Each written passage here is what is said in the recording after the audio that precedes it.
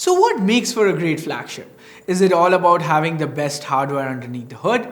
Or is there more to the story? We'll try and answer that question in today's video. Hey guys, Amoto here from C4eTech, and today I'm comparing the OnePlus 8 Pro against the ROG Phone 3.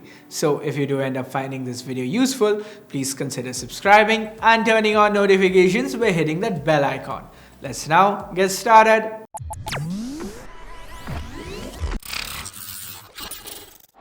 Now design-wise, we are looking at two very different phones here. On one hand, we have the minimal design of the OnePlus 8 Pro, a beautiful gradient finish on a matte glass back, curved Corning Gorilla Glass 5 to the front as well as the back, slim bezels with a waterfall OLED display that just screams premium. On the flip side, we have the ROG Phone 3. Yes, this too is a glass sandwich design with Gorilla Glass 3 to the back and 6 to the front, but this is a gaming phone and it wears the ROG branding proudly. I mean that quite literally. There's an RGB ROG logo to the back. A transparent slice of the back shows off the cooling solution, and the front has these big bezels to the top and bottom that I doubt we'd find in any other flagship phone of 2020. Now I'm not criticizing the design of the ROG Phone 3. Some may like the gamery look here, and honestly, there's no way to put in a 6000 mAh battery without making the device bulky.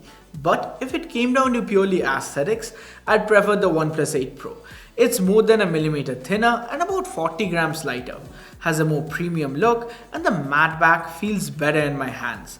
We also have the signature alert slider as well as an official IP68 rating, both of which the ROG Phone 3 lacks.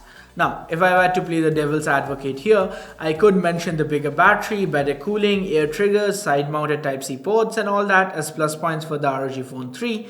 But then we would be stuck at design and build for longer than we already have. And hey, no one wants that, right? So let's just move on to the display. Now, despite having an overall larger footprint, the panel on the ROG Phone 3 is actually smaller than that of the OnePlus 8 Pro. We have a 6.78-inch QHD Plus AMOLED panel on the OnePlus that can run at 120Hz, even on the highest resolution. Now we do have that punch hole to the left for the selfie camera, and the display here slopes down to both sides, giving the OnePlus 8 Pro a very premium feel. On the other hand, we have the 144Hz 6.59-inch AMOLED panel on the ROG Phone 3. It's a bit smaller, but since both of them are AMOLED, we do get those inky blacks and punchy colors. Both these displays are also HDR10+ as well as Widevine L1 compliant, which means content on them looks absolutely stunning. So in the end, what it all comes down to is higher resolution or more refresh rate. Now, personally, I can't tell the difference between 120Hz and 144Hz, especially on a phone. So I guess I'm leaning towards the bigger Quad HD Plus panel on the OnePlus 8 Pro here. Now, if you thought that the display round was close, wait till we dig into performance. So the OnePlus 8 Pro is running on the regular Snapdragon 865, while the Asus ROG Phone 3 is running on the 865 Plus. So what does the Plus variant get us? Well, other than higher benchmark scores, when it comes to daily usage, I'd be hard pressed to tell these two apart. Everything from the way animations glide across the display to how fast the apps open up. The UI is silky smooth on both phones.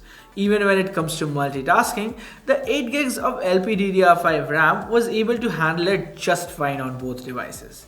Now, one slight difference here is that although the internal storage is the same, 128 gigs for the base model, the OnePlus 8 Pro utilizes dual-lane UFS 3.0, while the ROG Phone 3 uses the newer UFS 3.1 storage. Both phones have a higher 256 gig variant that comes with an absolutely overkill 12 gigs of RAM. Since we are talking about performance, we gotta talk gameplay, right?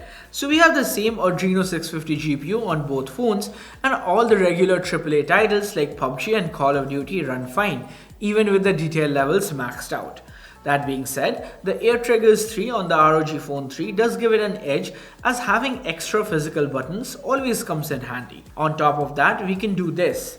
And Asus's Game Genie plus Armory Crate blows OnePlus's Fanatic mode out of the water when it comes to features as well as customizability. Now, in games that support higher refresh rate like Real Racing 3, we did notice that the ROG Phone 3 felt a tad snappier. Now, was it because of the 144Hz refresh rate or the 270Hz touch sampling, or maybe even the 25 millisecond response time of the screen? We don't really know. What we do know is that games that do support both 120 and 144Hz screens, the ROG Phone 3 comes out ahead. And thanks to a bigger vapor chamber and better optimized cooling, the ROG Phone 3 can sustain peak performance without throttling longer. And then there's the whole slew of add-on accessories starting from the Aeroactive Cooler 3 to twin-view docks and more that can transform the gaming experience on the ROG Phone 3 to something completely different. So when it comes to performance, the ROG Phone 3 takes the round. It's not just the hardware advantage that makes the ROG Phone 3 an amazing phone. It's the attention to detail in the software that sets Asus apart here. We have X mode, which offers various performance settings. It also changes up the visual of the phones, which is a nice touch. Then there's Armory Crate, that is like the game hub from where we can tweak hardware components like CPU, GPU, and even the screen sensitivity. And finally, we also have Game Genie, which is the in-game assistant that lets us customize and use the air triggers, as well as stream and record our gameplay and a whole lot more. As we mentioned earlier, this is one segment where OnePlus falls short. However, Oxygen OS does come with its own perks. We have a lot more customization options, OnePlus Shelf, work-life balance, and a lot more little tweaks and features that Oxygen OS fans have come to love over time. So while both may be equally fast, since they are basically the same thing, stock Android with a layer of customization on it, in the end, software comes down to personal preference. And personally, I'll always lean towards Oxygen OS and OnePlus on this one. Now, powering top tier hardware is no mean task, but we have a 4510 mAh battery on the OnePlus 8 Pro to handle it all.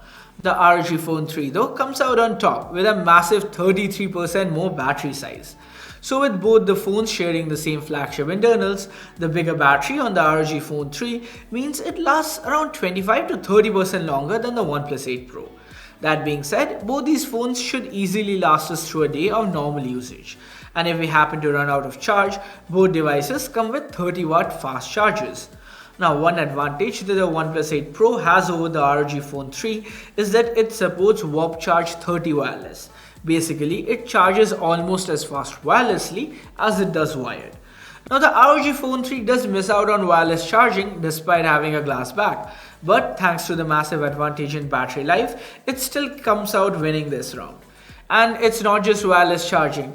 The ROG Phone 3 misses out on quite a few nice to haves, like the IP68 water resistance of the OnePlus 8 Pro or the alert slider to the top right.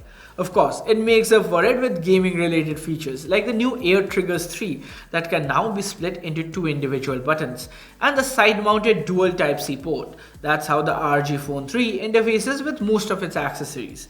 And then there's the RGB ROG light at the back of the ROG Phone 3. It's user customizable, it looks cool, and I think it was worth mentioning in the sundries. Now the areas where these two devices go head to head, they kind of come out sharing the honors. Both phones have stereo speakers, but the one on the ROG Phone 3 have a bit more depth and bass to them. No headphone jacks on either device, but again, Asus does provide a Type-C to 3.5mm dongle in the box. The ROG Phone 3 comes with 4 mics compared to 2 on the OnePlus. Both phones have in-display fingerprint scanners under their AMOLED panels, and these are pretty neck and neck in terms of speed. But OnePlus 8 Pro does beat out the ROG Phone 3 with its faster facial recognition. Which then leaves us with the cameras. Now we have an interesting set of cameras on both devices. So kicking it off with the primary shooters. We have the 64 megapixel IMX686 sensor on the ROG Phone 3 going up against the 48 megapixel IMX689 sensor on the OnePlus 8 Pro. Under good lighting conditions, these two are very difficult to tell apart. Both take crisp looking shots with vibrant colors and amazing dynamic range. The wide f1.8 aperture on both phones means we get quite a bit of natural bokeh as well. That being said, if we zoom in quite a bit like on this metal railing here, we can see the 16 megapixel photo taken by the ROG Phone 3 retains sharper textures on the metal when compared to the 12 megapixel snap of the OnePlus 8 Pro. Now, when it comes to low light shots, the dedicated night mode on both phones come in handy. Now, the ROG Phone did actually quite well here. Asus has nailed the post-processing. That being said, the OnePlus 8 Pro does come out with a better and brighter pictures. Thanks to OIS, it can expose longer, sometimes even twice as much as the ROG Phone 3, which in turn leads to more details and better colors. Moving on to the wide angle cameras next, and this one is a pretty big mismatch. The OnePlus 8 Pro is using the 48 megapixel IMX586 sensor, going up against a 13 megapixel snapper from the ROG Phone 3. As expected, the 8 Pro outperforms the ROG Phone 3 here. Sharper shots with more details in the shadows.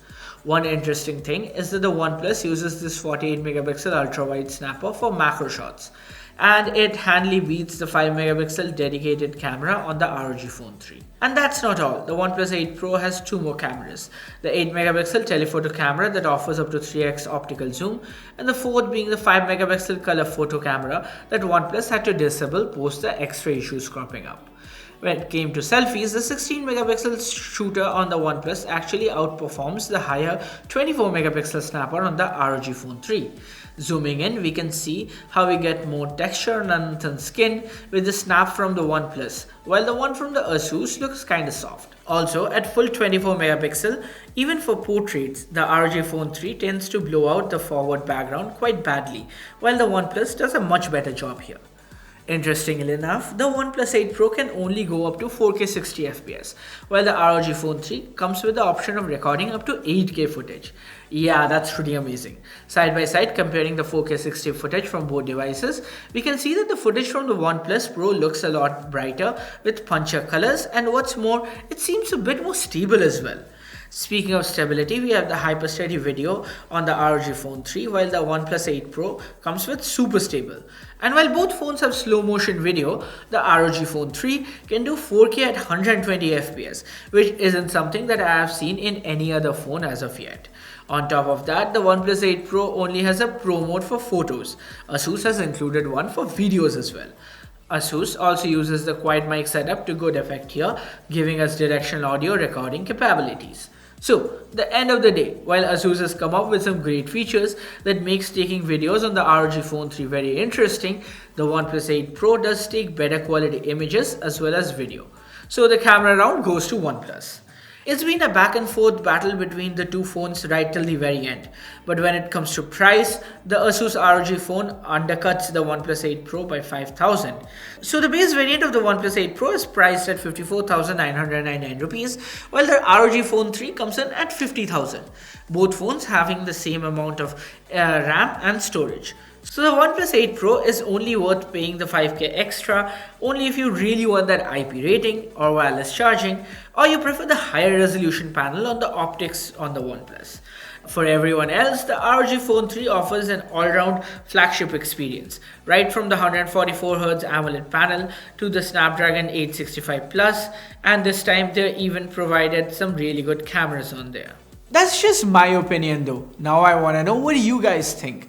Which one of these two flagships would you pick up and why? Let me know in the comments below. And with that, we come to the end of this video.